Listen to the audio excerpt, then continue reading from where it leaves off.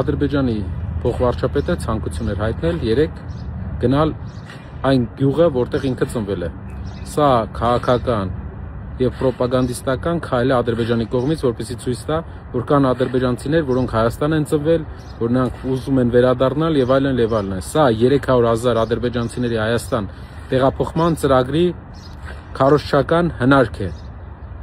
Միևնույն ժամանակ մենք լսեցինք նրա դասարանցու այն հայտարարությունը, որ նա ասում է, որ այդ մարդը գերազանց սովորելով միակ սխալը, որ միշտ արել է, Հայաստան բառը փոքրատառով է գրել։ Նրանք մեր երկիրը չեն տեսնում որպես անկախ եւ ինքնիշխան։ Նրանք մեր երկիրը համարում են իրենց համար հակառակորդ։ Մենք պետք է կարողանանք ունենալ ուժեղ երկիր եւ երաշխավորների միջոցով ունենալ երկարաժամկետ խաղաղություն։ 300,000 ադրբեջանցիները Հայաստանում, պատկերացրեք, ադրբեջանցիներ են գալիս եւ մի օր միջադեպ է տեղի ունենում հայ մարդու եւ ադրբեջանցու միջեւ։